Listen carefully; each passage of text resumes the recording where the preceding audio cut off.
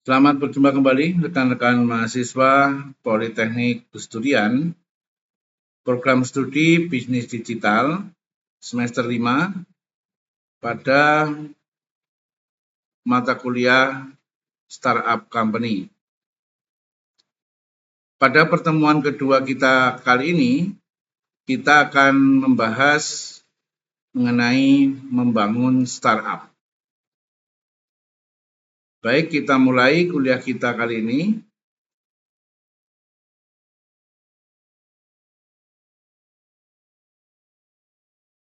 Saat ini semakin banyak startup yang bermunculan, termasuk di Indonesia. Tidak heran jika banyak yang ingin memiliki perusahaan yang sedang berkembang tersebut. Jika kita termasuk salah satu yang ingin mendirikan startup, tentu harus mengetahui terlebih dahulu bagaimana cara merintisnya. Saat ini, startup bertanggung jawab atas pertumbuhan ekonomi, termasuk di Indonesia, yang selama pandemi COVID menyumbang 4% sumber gross domestic pendapatan domestik bruto ya dari negara.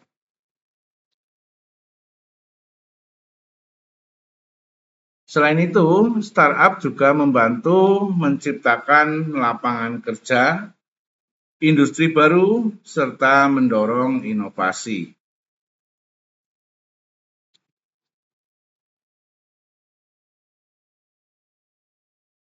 Ada beberapa alasan mengapa startup berkembang pesat dalam perekonomian saat ini.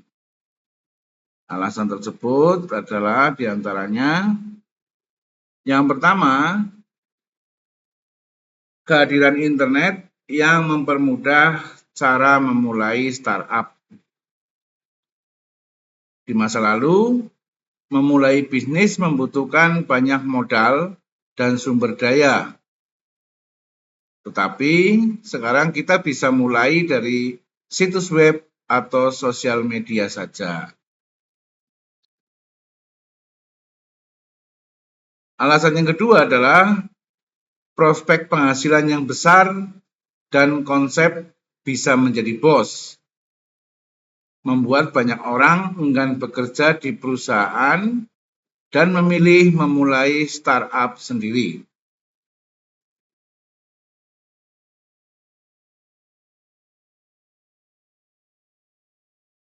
Alasan yang ketiga adalah banyak program pemerintah yang mendorong pendirian dan peningkatan usaha sendiri, seperti UMKM dan usaha kecil lainnya, untuk memperluas lapangan kerja dan industri baru.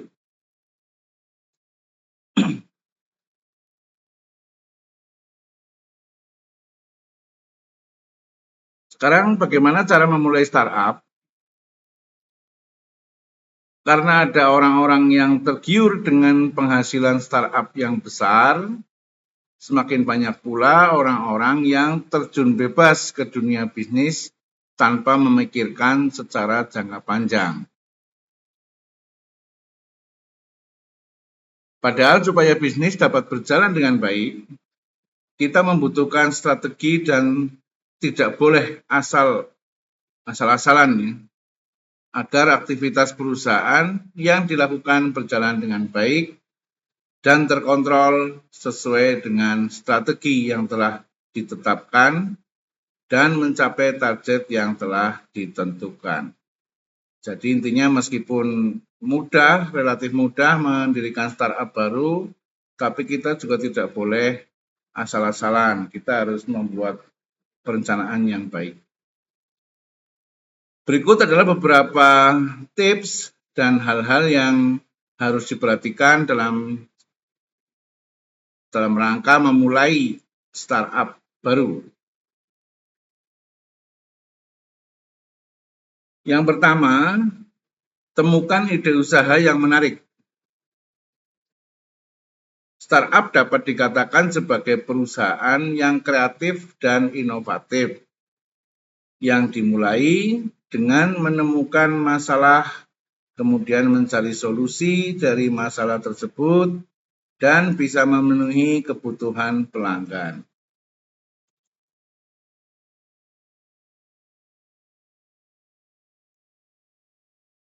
Dalam cara memulai startup, ide tidak harus selalu baru.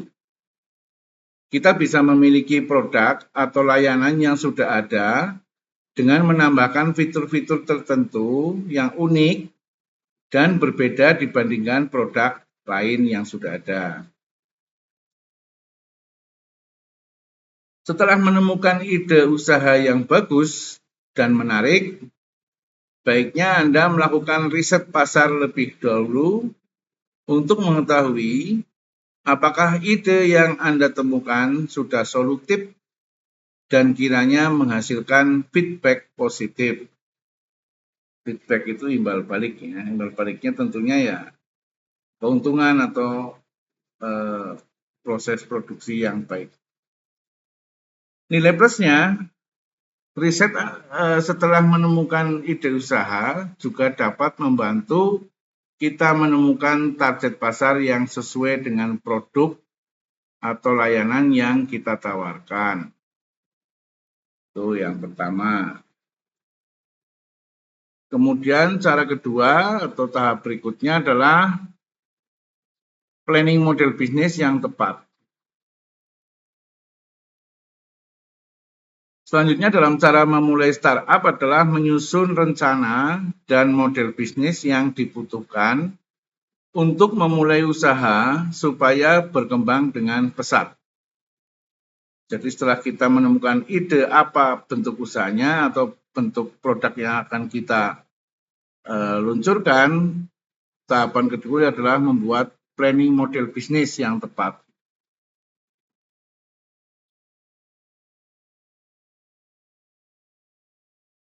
Setelah kita memiliki ide usaha dan melakukan riset di atas, kita harus mulai membuat rencana bisnis yang menjelaskan produk dan layanan kita secara rinci, mencakup informasi tentang industri usaha, operasi usaha, keuangan usaha, dan analisis pasar.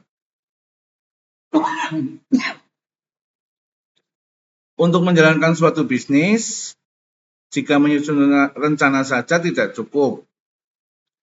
Karena itu kita harus menentukan model bisnis agar usaha kita dapat berjalan dan mendapatkan keuntungan.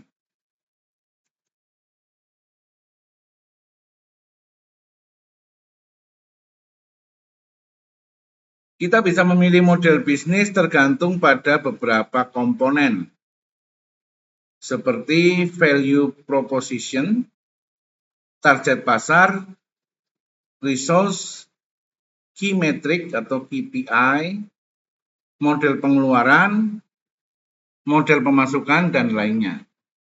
Ya. Ini saya jelaskan dulu, value proposition adalah nilai-nilai ataupun nilai lebih yang akan kita dapatkan dari ide-ide atau terobosan-terobosan yang kita buat. Ya, nilai proposition ini adalah misalnya seperti tadi, kita membuat suatu ide, misalnya ide baru maupun ide melanjutkan produk yang ada, tapi kita harus mempunyai nilai lebih di situ. Kemudian resources adalah sumber daya yang kita miliki. Ya, seperti mungkin keterampilan, pengetahuan kita akan produk tersebut, atau juga termasuk modal yang kita miliki. Key metric atau KPI adalah parameter-parameter keberhasilan. Ya. Jadi kita harus punya parameter keberhasilan, artinya kita harus menentukan parameter apa yang membuat kita dianggap berhasil terhadap tahapan-tahapan dalam proses pendirian startup. Kemudian model pengeluaran adalah model biaya-biaya, model pemasukan adalah model dari pendapatan kita nantinya, dan yang lain. Kemudian tahapan yang ketiga atau cara yang ketiga adalah kumpulkan atau ciri modal usaha. Selanjutnya, cara memulai startup setelah menyusun rencana dan model bisnis adalah mengumpulkan atau mencari modal usaha. Karena seberapapun modal pasti kita butuhkan dalam mendirikan usaha baru. Umumnya, modal startup berasal dari modal pribadi, keluarga, teman, venture, dan pinjaman bank.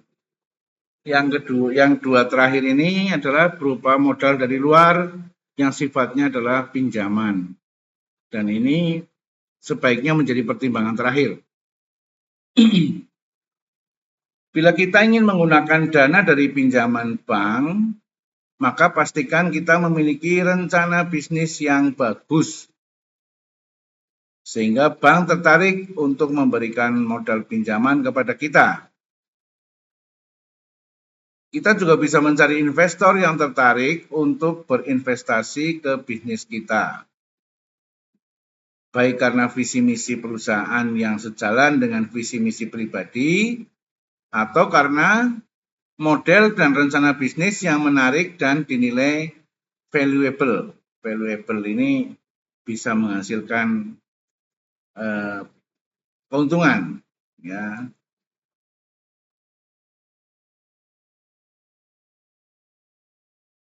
Tahapan keempat adalah temukan partner yang tepat. Langkah selanjutnya dalam cara memulai startup setelah mengumpulkan dana usaha adalah menemukan partner yang tepat. Startup umumnya didirikan oleh lebih dari satu orang. Nah, untuk memilih partner startup, pastikan dulu visi misi masing-masing sama dan sejalan dengan visi misi perusahaan nantinya, dan memiliki komitmen untuk mengembangkan perusahaan. Yang sudah-sudah pada saat awal-awal mungkin semangat bersama dan sebagainya, tapi konsistensi dan komitmen ini bisa bergeser berjalannya usaha. Ini harus diperhatikan. Dalam menjalankan usaha, partner yang tepat sangat penting karena menentukan keberlangsungan perusahaan tersebut. Kita juga bisa bersosialisasi dengan orang-orang yang kiranya dapat membantu. Hal ini karena startup penuh dengan resiko. Jadi bergaul dengan orang-orang seperti bankers, ya, pegawai bank atau perbankan, agen asuransi, pengacara, investor, dan lainnya ini cukup penting.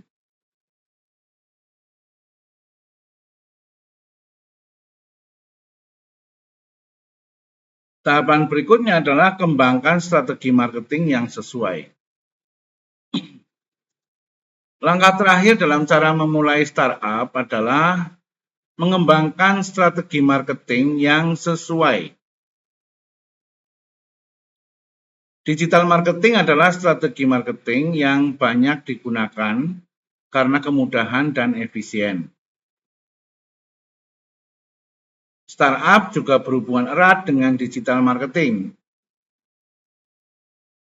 Mempelajari dan menggunakan beberapa teknik atau komponen penting dalam digital marketing, seperti memiliki situs web bisnis, sosial media maksudnya ya, seperti ADS, affiliate, SEO, dan lain-lain ini menjadi sangat penting.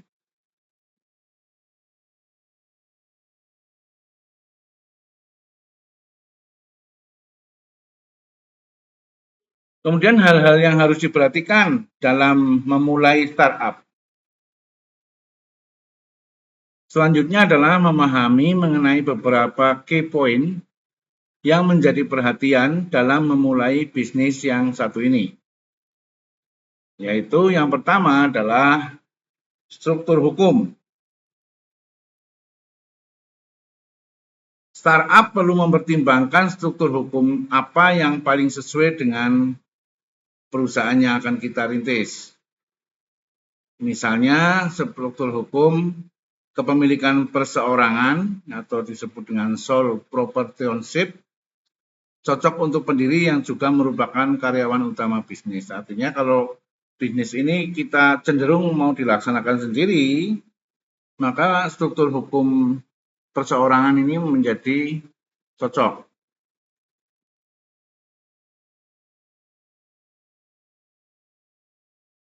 Sedangkan kemitraan atau partnership adalah struktur hukum yang tepat untuk bisnis yang terdiri dari beberapa orang yang memiliki kepemilikan bersama. Tanggung jawab pribadi dapat dikurangi dengan mendaftarkan perusahaan tersebut sebagai perseroan terbatas. Meskipun sekarang sudah ada namanya perseroan perorangan, ya, di mana pemegang sahamnya adalah satu orang kita sendiri. Itu juga sudah ada. Dan bisa dibuat secara online, hanya butuh waktu setengah jam. Kita bisa membuat PT perseorangan tanpa menggunakan jasa notaris. Harganya relatif murah, 50.000 sudah jadi. Yang kedua adalah pendanaan. Salah satu hal fundamental dalam suatu bisnis adalah pendanaan atau modal. Selain pada teman atau keluarga dan venture kapitalis, startup juga bisa mengumpulkan dana dengan metode crowdfunding atau penggalangan dana dari sejumlah orang untuk memberikan donasi modal melalui internet. Ini sudah banyak sekali dilaksanakan, ya, seperti grup-grup usaha yang sekarang sudah berjalan. Mungkin teman-teman juga familiar, misalnya grup usaha kayak Bebek Slamet, kemudian ada Sambal Layar dan sebagainya. Ini adalah modelnya crowdfunding. Mereka menggalang dana, ya, melepaskan saham-saham under table atau saham di bawah tangan dengan nominal yang relatif kecil, misalnya 2 juta atau 1,5 juta atau 3 juta per orang. Ini nanti mungkin banyak yang akan tertarik untuk menanamkan modalnya atau menanamkan saham di perusahaan startup kita. Sedangkan disebut dengan venture kapitalis, ini adalah suatu lembaga keuangan yang berasal dari modal ventura, ya, yang bisa kita pinjam dengan bunga yang relatif murah.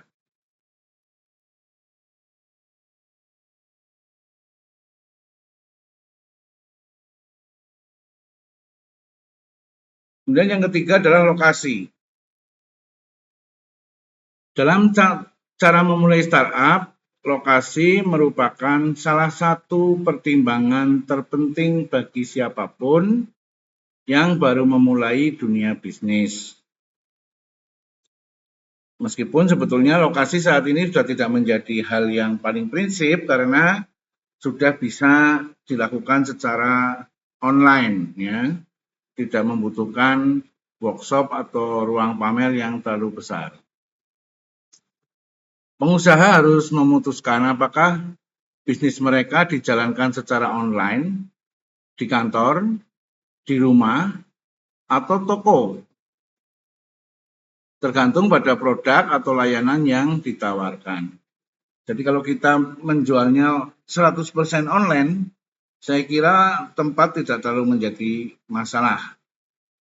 Tapi kalau kita memang berharap terjadi bisnis yang model blended, bisa online, bisa offline, atau bahkan kita akan menjalin hubungan-hubungan secara langsung, pertemuan offline dengan relasi, maka kita membutuhkan tempat seperti kantor atau toko atau workshop gitu ya.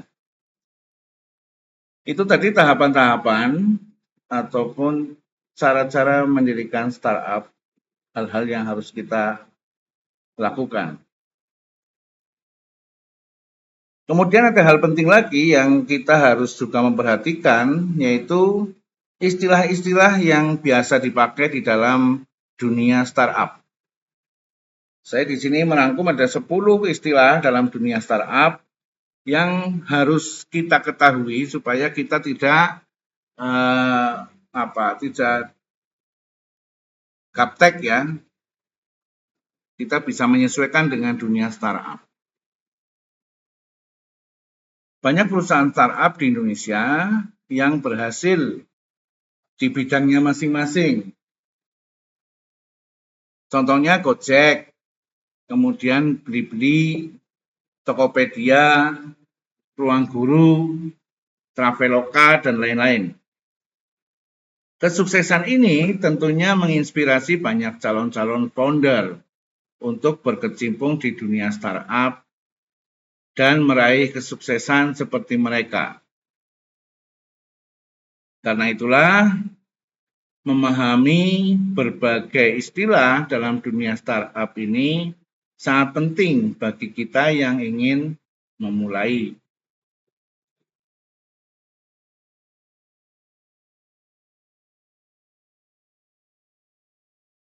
Istilah yang pertama adalah inkubator. Ini sering sekali kita dengar. Inkubator adalah pihak yang memberikan program pelatihan untuk mendorong kemajuan startup tersebut. Mereka memungkinkan startup untuk belajar dari para mentor yang lebih profesional dan berpengalaman, serta membantu startup untuk mengembangkan tim. Terkadang inkubator sering dianggap sama dengan akselerator. Nanti kita akan bahas perbedaannya di mana. Padahal inkubator sebenarnya lebih berfokus kepada perusahaan baru. Sementara akselerator banyak membantu perusahaan yang sudah beroperasi dan ingin berkembang. Pelatihan yang diberikan oleh inkubator durasinya beragam, tapi biasanya berkisar antara 1-3 bulan. Tidak hanya pelatihan saja, inkubator biasanya juga memberikan pendanaan dan ruang kerja untuk startup binaannya selama masa inkubasi. Inkubasi ini sebenarnya kan pada saat bayi baru lahir pertama, kalau dia belum kuat itu masuk ke dalam inkubator juga itu ya, supaya disehatkan sampai dia benar-benar kuat untuk dilepas secara alami. Istilah yang kedua adalah initial public offering atau IPO. Dalam bahasa Indonesia, IPO dapat dipahami sebagai penawaran umum. Istilah dalam dunia startup ini merujuk pada saat perusahaan menawarkan saham mereka kepada publik, ya, kepada para crowdfunding tadi. Sehingga khalayak umum dapat membeli saham milik perusahaan ini secara bebas. IPO menandakan bahwa perusahaan tersebut sudah beralih status dari PT tertutup menjadi perusahaan publik atau TPK. Tapi dalam startup ini biasanya IPO ini ya dilaksanakan di bawah meja atau secara tidak didaftarkan di bursa efek. IPO bertujuan agar startup tersebut mendapatkan pendanaan dari khalayak luas.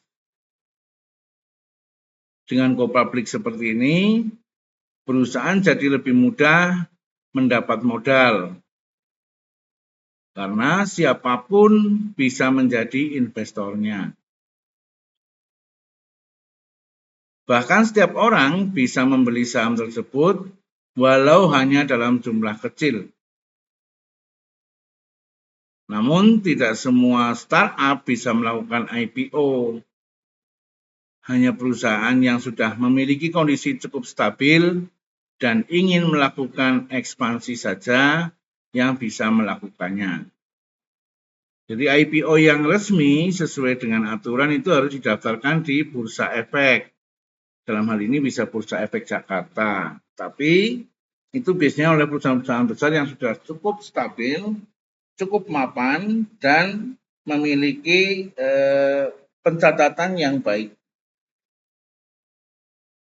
Nah, kalau level startup yang masih kecil-kecilan, IPO-nya ini adalah bukan IPO listing, tapi IPO yang under table, artinya ditawarkan kepada orang-orang melalui orang per orang, tidak tercatat di dalam bursa. Tentunya ini akan berisiko bagi investor, tapi apabila investornya biasanya sudah kenal sama kenal, itu sudah tidak ada masalah. Istilah yang ketiga adalah pivot. Pivot adalah istilah dalam dunia startup yang merujuk pada perusahaan yang mengubah rencana bisnisnya. Perubahan ini memiliki alasan yang beragam, seperti ide yang dijalankan sulit untuk dikelola, kondisi finansial dalam perusahaan memburuk, masalah internal manajemen, atau rencana bisnis tersebut sulit diterima oleh pasar. Jadi bila terjadi perencanaan awal setelah berjalan kok tidak sesuai dengan harapan, startup bisa melakukan namanya pivot ini, perubahan. Ya, perubahan baik perubahan tujuan, perubahan jenis produk maupun metode yang dijalankan.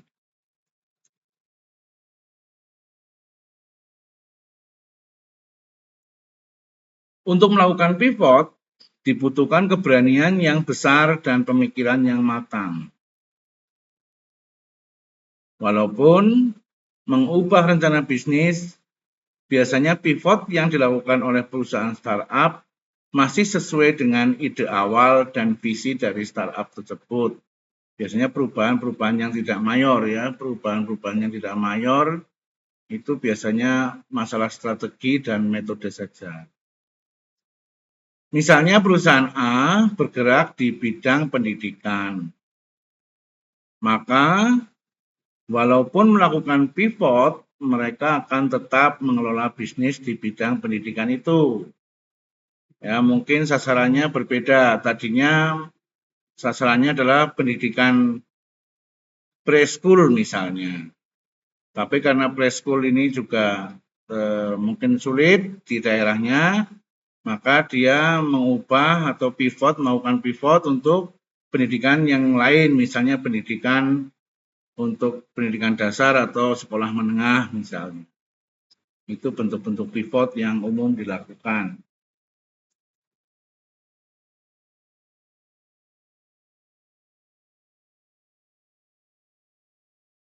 Istilah yang keempat adalah akselerator. Tadi kita sudah singgung di depan, ada namanya akselerator.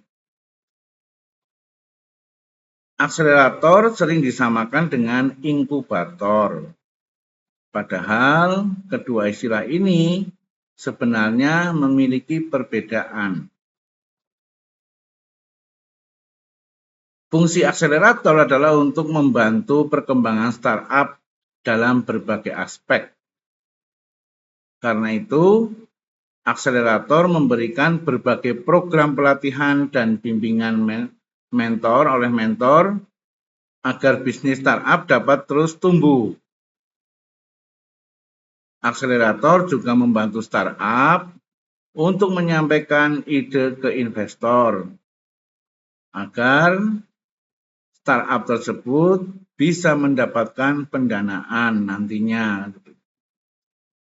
Kalau dari sisi bahasa sebenarnya juga sudah berbeda. Inkubator itu persiapan ya. Inkubator itu persiapan, sedangkan akselerator adalah percepatan. Jadi yang namanya percepatan itu selalu dilakukan kepada sesuatu yang sudah lagi berjalan. Cuma jalannya lambat sehingga dipercepat atau diakselerasi. Sedangkan inkubator itu adalah yang belum lahir kemudian dilahirkan, itu namanya inkubator. Semoga teman-teman bisa memahami dengan jelas perbedaan antara inkubator dengan akselerator.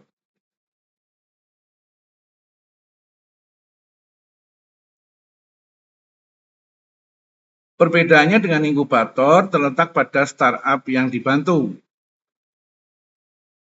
Biasanya, akselerator membantu startup yang siap berkembang dan meningkatkan pertumbuhan bisnisnya. Jadi, akselerator ini adalah membantu startup yang sudah berjalan. Akselerator tidak membantu startup sejak awal berdiri. Mereka hanya memberikan pelatihan agar startup semakin maju dan bisa memperbesar skala bisnis. Jadi, akselerator itu membantu percepatan pertumbuhan startup, bukan membantu lahirnya startup. Yang kelima, istilah yang biasanya dipakai di dunia startup adalah valuasi. Valuasi adalah nilai ekonomi dari startup tersebut. Nilainya ditentukan atas persetujuan antara founder startup, founder ini pendiri ya, atau founder ini juga berarti yang memberikan modal, dan investor yang mendanai bisnis tersebut. Namun, valuasi tidak semata-mata dilihat dari total pendanaan yang diraih saja. Valuasi juga dilihat dari potensi bisnis perusahaan di masa depan. Valuasi adalah nilai perusahaan atau nilai startup.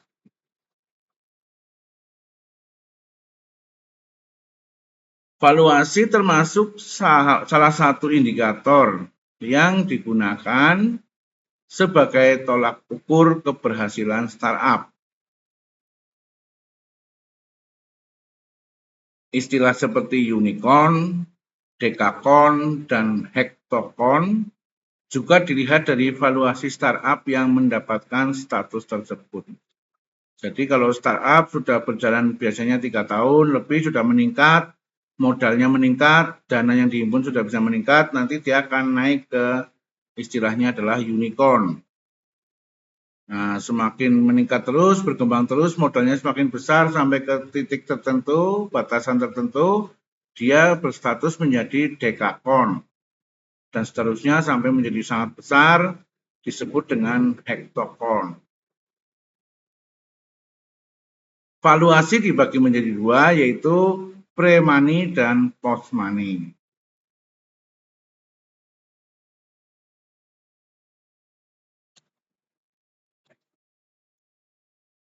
Berikutnya, istilah yang keenam adalah exit strategi. Exit strategi merupakan istilah dalam dunia startup yang merujuk pada strategi yang dilakukan oleh founder startup untuk mengakhiri bisnisnya. Strategi ini tidak bisa dilakukan sembarangan dan harus melalui perencanaan yang matang. Exit strategi membantu founder untuk dapat melakukan likuidasi bisnis. Jadi ada kalanya founder itu hanya ingin mengelola startup ini dalam jangka paling 3-4 tahun. Setelah itu diharapkan ada lagi generasi penerusnya, sehingga foundernya ini akan berusaha untuk keluar dari startup itu. Nah, metode keluar itu disebut dengan exit strategi.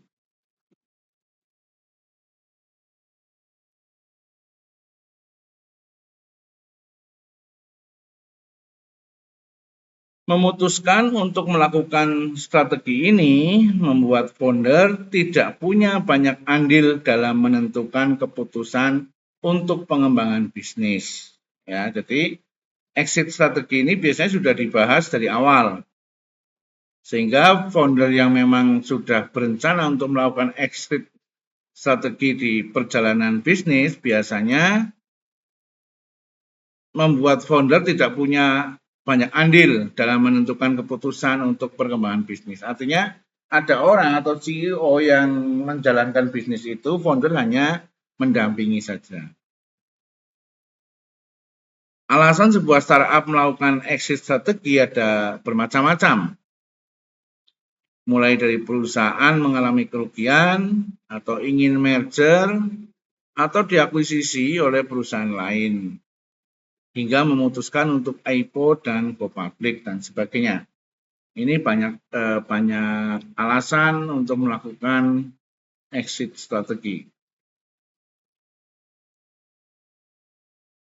Kemudian istilah berikutnya yaitu venture atau venture capital. Venture capital merupakan lembaga yang memberi pendanaan bagi perusahaan startup.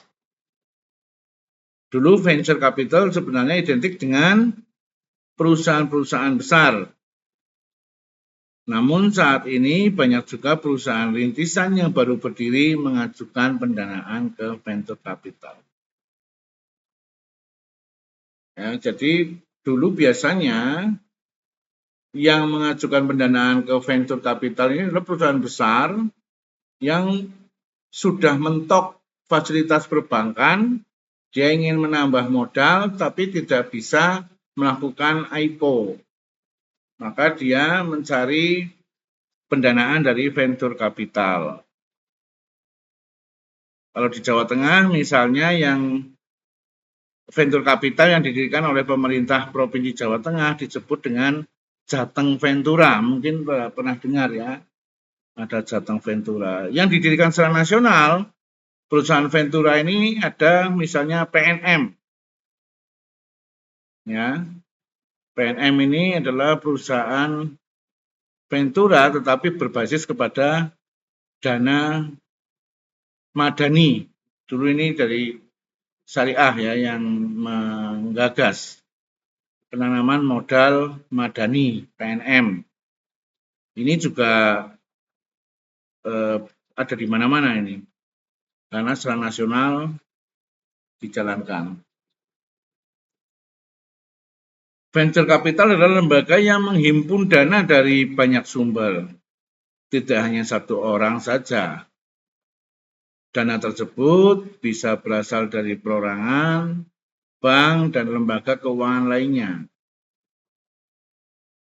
Istilah startup yang satu ini wajib kita ketahui karena pendanaan adalah aspek penting dalam dunia startup.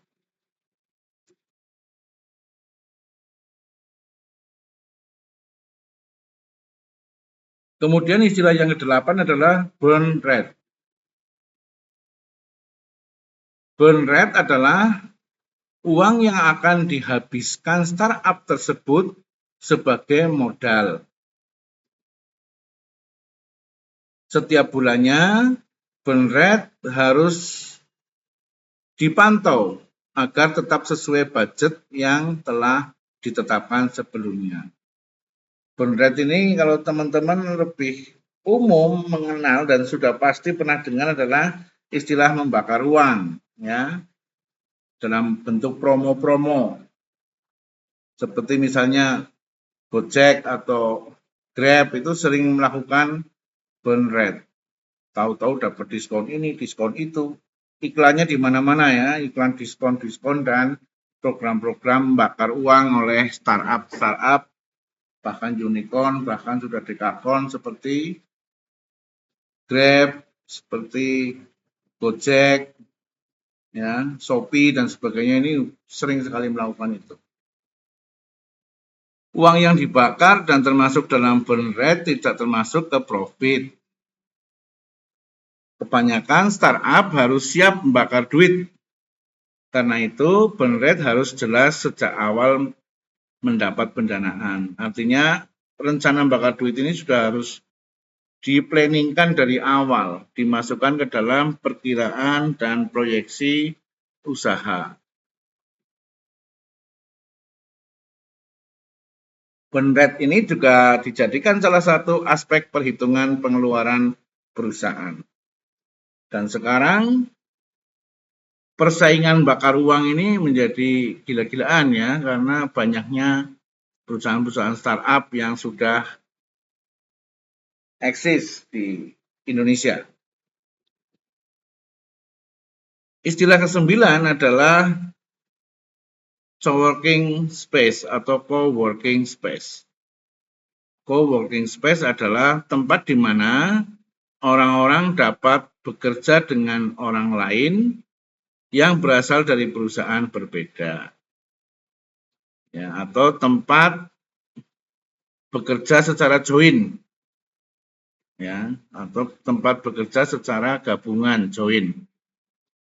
Istilah dalam dunia startup ini merujuk pada ruangan yang digunakan untuk bekerja tersebut sebagai wadah untuk bekerja sama, menjalin relasi-relasi, dan menghasilkan karya dengan sesama pegiat startup. Ya, ada istilahnya macam-macam ya, di beberapa kota besar sudah didirikan. Ya, kayak di Purwokerto ini ada namanya working space. Nggak pakai co ya, tapi working space. Ada workspace ya, dan sebagainya. Ini banyak di kota-kota besar dan kota yang berkembang biasanya sudah ada area namanya co-working space ini. Co-working space mengedepankan ruang terbuka yang mendorong orang-orang lebih mudah sharing satu sama lain. Dalam satu ruangan tidak ada sekat-sekat seperti di kantor-kantor konvensional. Namun terdapat beberapa meja dan ruangan yang bisa digunakan oleh masing-masing orang dan masing-masing perusahaan yang berbeda. Ya, co-working space bisa disebut dengan joint space, bisa disebut dengan workspace dan sebagainya. Ini istilah itu tergantung penggunaannya oleh masing-masing. Kemudian istilah yang terakhir, yang ke-10 adalah angel investor. Istilah dalam dunia startup yang satu ini adalah orang kaya raya yang bersedia memberikan pendanaan untuk modal startup. Jumlah dana yang diberikan oleh angel investor sangat bervariasi, tapi biasanya hanya diberikan pada perusahaan yang baru memulai bisnis saja, atau diberikan kepada startup. Ini teman-teman kalau mau mendirikan startup, sebaiknya nyari dulu yang namanya angel investor ini ya. Selain memberikan modal berupa uang, biasanya angel investor juga mendorong perkembangan bisnis dengan menjadi mentor dan memberikan nasihat-nasihat demi kemajuan perusahaan. Angel investor seringkali aktif dalam pengelolaan bisnis dan memiliki jabatan di dalam perusahaan tersebut. Mengajukan pendanaan pada angel investor dapat menjadi alternatif bagi startup yang sulit mendapatkan pendanaan dari lembaga keuangan lainnya. Ya, teman-teman harus jeli, coba siapa tahu di daerah masing-masing ini ada angel investor yang dapat memberikan bantuan kepada para perintis startup. Dan sebagai penutup dalam kuliah kita kali ini, kuliah yang kedua, uraian di atas adalah penjelasan mengenai startup secara singkat serta tips dan hal yang harus diperhatikan dalam cara memulai startup. Hal yang harus diingat adalah meskipun terlihat menggiurkan bisa memiliki bisnis sendiri dan mendapatkan banyak penghasilan, membuat suatu usaha memiliki risiko yang tinggi. Terlebih, bila tidak memiliki perencanaan dan strategi yang matang.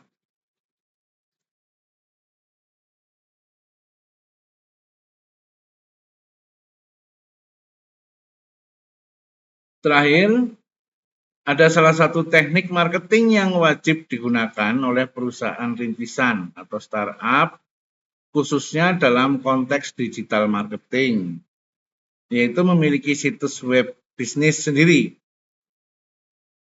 Kita tidak perlu khawatir atau bingung jika belum memiliki web bisnis sendiri, karena ada web-web gabungan yang dijual murah dan retail ya, yaitu seperti ada namanya Cloud VPS, ada ID Cloud Host dengan sistemnya yang one click deploy.